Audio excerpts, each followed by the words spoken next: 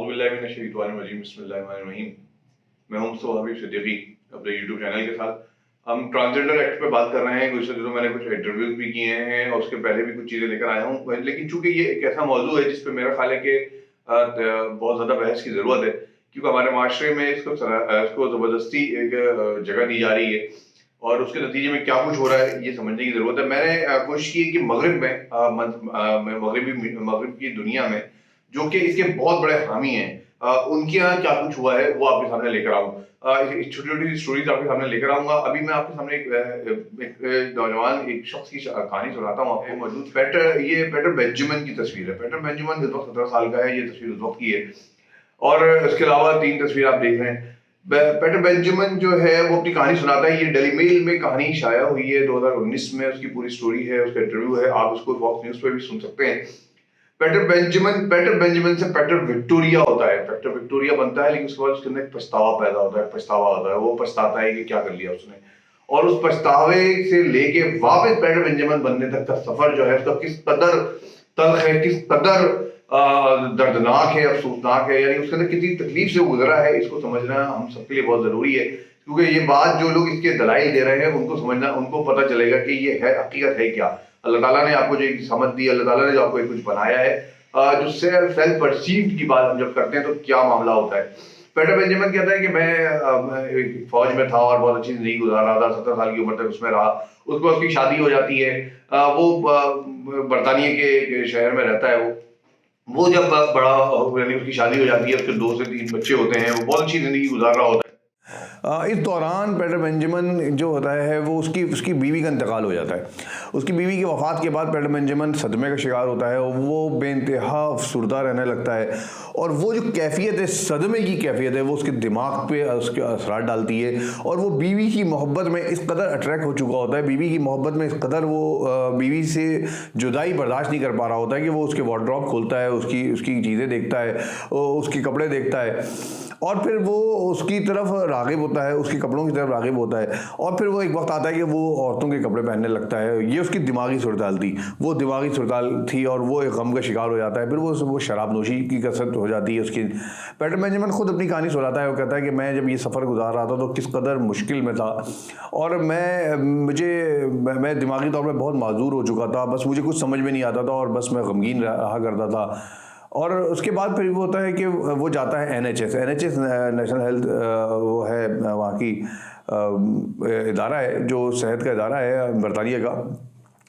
तो ये NHS जाता है। NHS में उसको डॉक्टर जो मिलते हैं, पेटर बेंजामिन खुद उन पर इल्ज़ाम आयद करता है कि उन्होंने उसकी सही तौर पे थेरेपी नहीं की। माहिर नफ्सियात को जब दिखाता है, साइकियाट्रिस्ट को दिखाता है वो, तो वो लोग उसको कहते हैं कि तुम्हारा रुझान जो है वो औरतों की तरफ है और तुम ट्रांस होना चाहिए तुम्हें। तो वो सोचना शुरू हो जाता है इस बारे में। वो कुछ देर से सोचता रहता है। फिर वो उसको पसंद उसकी सारी, चूँकि वो एक गुफ्तगू उसके साथ जब होती है कि तुम ट्रांसजेंडर हो या तुम्हारे पास जहन औरतों की तरफ है, तुम औरतों वाले कपड़े पहनते हो, तो बस वो उस तरफ राग़िब होना शुरू हो जाता है। और फिर वो एक वक्त आता है कि अपनी बीवी के कपड़े पहनता है, फिर वो औरतों की चीज़ें पहनना शुरू कर देता है और वो अपने आप को एक औरत समझने लगता है।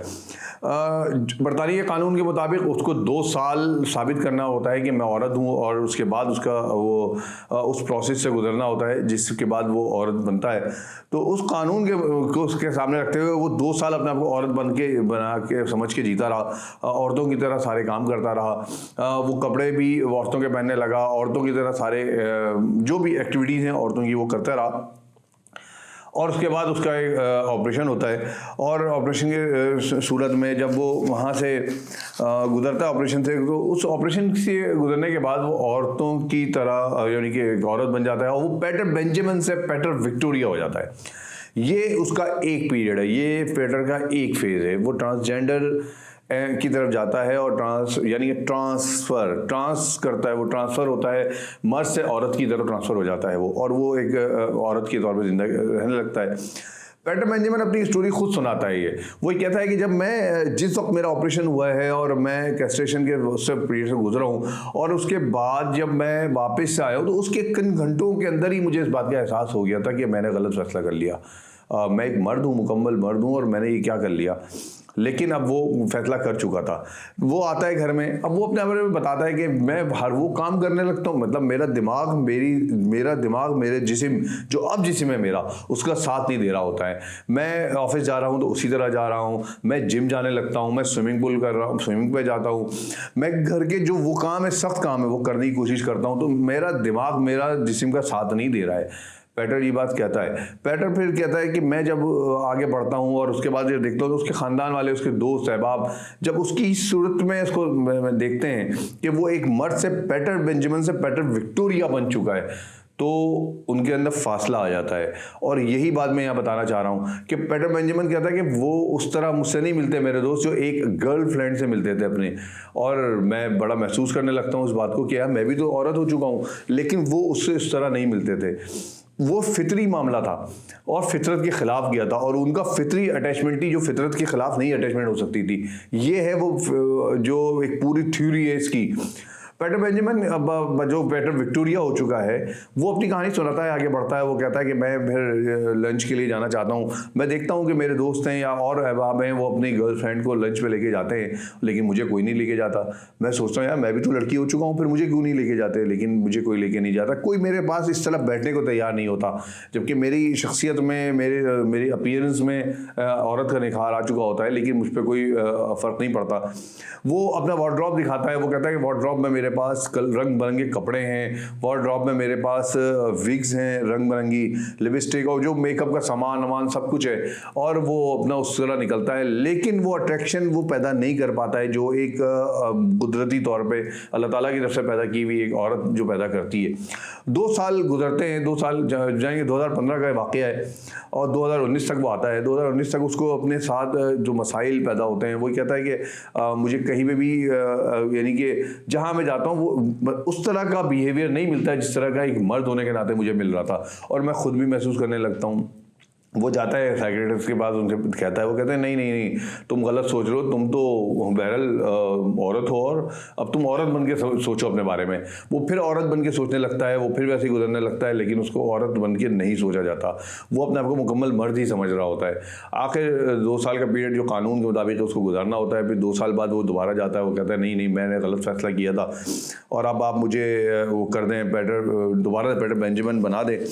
ये बात है उसकी कि वो बताता है अपनी बात कि मुझे अक्सर इस बात का ख्याल आता था कि मैं ये सोचता था कि मैंने ये क्या कर लिया, या मुझे जो साइकियाट्रिस्ट मिले वो गलत मिले, या मेरा फैसला गलत था, लेकिन जो माहिर नफ्सियात थे, साइकियाट्रिस्ट थे, वो मानने को तैयार ही नहीं थे कि वो मुझे गलत गाइड कर रहे थे। मैं एक एंजाइटी का शिकार था, और उसकी वजह से वो शराब नोशी का बहुत आदी हो गया, वो परेशानी का, मायूसी का शिकार होता चला गया, और फिर वो मायूसी उसको मायूसी जो है उसको वो लेके चली गई इस तरफ कि तुम अब यानी कि तुम्हारा जो हल है वो ये कि तुम औरत बन जाओ।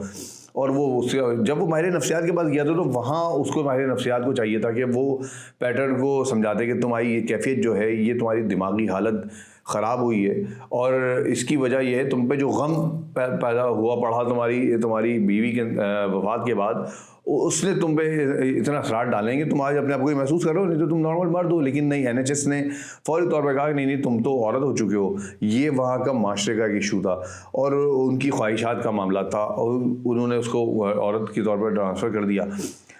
3 साल बाद रहने के बाद उसने फिर जाके रब्ता किया, उसने कहा नहीं मैंने गलत फैसला किया और आप मुझे दोबारा मर्दाना उसमें शामिल करें।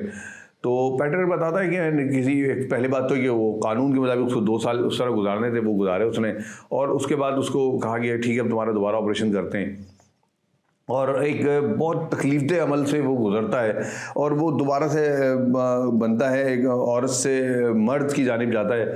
लेकिन ये जो पूरा प्रोसेस है जिसमें वो मेडिकल प्रोसेस गुजरता है, जिसमें ऑपरेशन होता है और दीगर जो हार्मोन्स चेंज किए जाते हैं, और उसकी जो शिद्दत है तकलीफ की वो भी वो बयान करता है। और लेके उसके साथ साथ जब उसको ये बात बताई जाती है, डॉक्टर्स को कहते हैं कि अब तुम बाकायदा तौर पर एक आम मर्दों की तरह ज़िंदगी नहीं गुजार सकते, क्योंकि जो कुदरत ने तुम्हें बनाया था तुमने उसके ख़िलाफ़ तुम चले गए। अब तुम जो कुदरत के ख़िलाफ़ जब तुम एक दफ़ा चले गए हो, जो फितरत के ख़िलाफ़ तुम चले गए हो, तो वापस उस फितरत में आना तुम्हारे लिए आसान नहीं नहीं है। ये मैं उन लोगों के लिए बात कर रहा हूँ जो ट्रांसजेंडर के हक में बात कर रहे हैं कि जब आप एक फैसला कर लेते हैं ना, जब इस तरफ चले जाते हैं तो उसके बाद वापस आना भी कोई आसान काम नहीं होता, और नहीं मुमकिन नहीं है कि आप बिल्कुल उसी तरह हो जाएं जिस तरह के अल्लाह ताला ने आपको बनाया है। तो पेटर उसको पछताता है, पेटर आज कहता है मैं रिग्रेट हूँ, पछताता हूँ, मैंने क्या फैसला कर लिया। और पेटर बेंजामिन जो है दोबारा से पेटर विक्टोरिया से पेटर बेंजामिन होता है, उसका ऑपरेशन किया जाता है, लेकिन अब उसको मुस्तकिल कुछ दवाओं पे रहना है, उसको मुस्तकिल किसी न किसी साइकियाट्रिस्ट के साथ रहना है ज़िंदगी भर। वो अपने अंदर कॉन्फिडेंस नहीं रखता, वो उसके अंदर वो मर्दाना कॉन्फिडेंस नहीं है उसके अंदर, और वो अब उस तरह से किसी से बात नहीं कर सकता। वो एक शिकार है, मुश्किल में है बहुत ज़्यादा, और वो लोगों से कहता है कि ये ना मुझे मेरे साथ ज्यादती की गई है। यहाँ एक पहलू बहुत अहम है जो मैं आपसे बयान करना चाहता हूँ, और वो मेरे ख्याल में हम सब के लिए बहुत अहम है कि पेटर जो है वो मजहबी तौर पर ईसाई है, और वो ख़ुद बताता है कि मैं चूँकि ईसाइयत के करीब हूँ और मैं चर्च जाता था, तो उसमें चर्च जब वो जाता है तो उसने जो मज़हब का जो पहलू था उसने उस पहलू ने भी उसको पलटा है, और वो फैसले पे अपने रिव्यू किया उसने, और वो वापस आया है। ये भी एक बहुत अहम बात है कि जब आप मज़हब से जुड़े हुए होते हैं, आप किसी भी मज़हब से जुड़े हुए हों, चाहे वो हिंदू मज़हब हो चाहे ईसाई मज़हब हो, मज़हब बहरहाल आपको कहीं ना कहीं बाउंड्रीज़ पे बाउंड करता है और आपको एक सिस्टम बना के देता है, ख़ानदान बना के देता है। मज़हब कहीं ना कहीं आपको कुछ ना कुछ आपको कंट्रोल करता है आपके ऊपर। बहरहाल इस्लाम का तो कुछ कहना ही नहीं है कि इस्लाम में अगर आप एज ए मुस्लिम अगर आप बात करते हैं तो इस्लाम तो आपको मुकम्मल सिस्टम दे रहा है, मुकम्मल ख़ानदानी निज़ाम दे रहा है। तो जो शख्स मज़हब पे काम करता है, जो मज़हब से जुड़ा रहता है, ख़ासतौर पे जो इस्लाम मुसलमान हैं, हम उनके लिए बात करते हैं कि जब वो मजहबी तौर पे मजबूत होते हैं, वो अपने जो अकायद हैं या अपने अल्लाह ताला से उनका ताल्लुक़ मजबूत होता है, तो फिर वो इस तरह की हैंकी बेंकी या इस तरह की चीज़ों में नहीं जाते। ये हमें मिसाल गैर मुस्लिमों से भी मिल जाती है जो अपने मज़हब में अट्रैक्ट होते हैं या अपने मज़हब में जो होते हैं वो सख्त होते हैं, तो वो भी कहीं ना कहीं जाके पलट रहे हैं, क्योंकि मज़हब बहरहाल उनको कहीं ना कहीं बाउंड्रीज़ में के अंदर लेकर आ रहा है। तो पेटर बहरहाल इस तरह चर्च जाने लगता है, और चर्च में फिर वो दुआएं मांगता है। वो कहता है मैं दुआएं मांगता हूँ, मैंने क्या कर दिया, और अब वो पेटर बेंजामिन हो गया, लेकिन उसके अंदर वो कॉन्फिडेंस नहीं है, और वो हर हफ्ते चर्च जाता है, अल्लाह से दुआ मांगता है अपने जिसको जो खुदा वो कहते हैं जिसे, और वो उनसे दुआ मांगते हैं कि मुझे वापस मेरे जो गलती हो गई मुझे माफ़ कर दे। लेकिन साथ साथ पेटर का एक जुमला बड़ा अहम है जो उसने आखिर में कहा। उसने कहा कि मैं यह बात कहता हूँ, उसने कहा कि मैं अपने NHS से और अपनी गवर्नमेंट से बात कहता हूँ कि लोगों को गुमराह ना करें, और ये एक जहनी बीमारी है, नफ्सियाती बीमारी है, इसको उसी तरह देखें और लोगों को ख़त्म ना करें, मतलब लोगों को तबाह ना करें। लोग अपने आप को ख़राब कर रहे हैं, ख़त्म कर रहे हैं। तो उसने अपील की है। ये बात मेरा ख्याल है, ये अपील यहाँ पर भी बैठती है कि यहाँ पर कुछ लोग हैं, मैं उनसे भी अपील करता हूँ कि आप लोगों को गुमराह ना करें, जो हकीकत है उसको सामने रखें। ट्रांसजेंडर और इसमें खुंसा में फ़र्क है, उसको समझने की कोशिश करें, और कोशिश करें कि जो कुछ आप जिसको अडॉप्ट कर रहे हैं ना, मगरिब को जिनको लेकर आ रहे हैं अपने यहाँ, आप उनको मुताला करें, उनकी चीज़ें देखें, तो उनको पता चलेगा आपको कि उन्होंने क्या कुछ खो दिया है और वो कहाँ पलटना चाहते हैं और वो आपको कहाँ पलटाना चाहते हैं। मेरा ख्याल है कि आज की वीडियो बहुत अहम है, और मैंने भी इससे के कुछ और इंटरव्यूज़ भी निकाले हैं, वो भी आपके सामने पेश करूँगा। एक खातून का भी जिक्र है जो खातून से मर्द हो रही हैं और उसके बाद वो वापस आई हैं, वो रिग्रेट कर रही हैं, उसका भी इंशाल्लाह मैं आपके सामने एक पूरी रिपोर्ट लेकर आऊँगा। आपकी राय का इंतज़ार रहेगा, आपके साथ का इंतज़ार रहेगा, क्योंकि मेरा ख्याल है कि ये एक मीडिया वॉर है, और इस मीडिया वॉर में हम सबको अपना अपना किरदार अदा करना है। आपने ये वीडियो से क्या सीखा, आपको क्या महसूस हुआ, इस बारे में ज़रूर बताइएगा, अपनी राय ज़रूर दीजिएगा, और अगर कोई ऐसे टॉपिक्स आपको मिलते हैं तो वो मुझसे शेयर कीजिएगा ताकि मैं उस पर आपके सामने रिपोर्ट्स लेकर आ सकूं।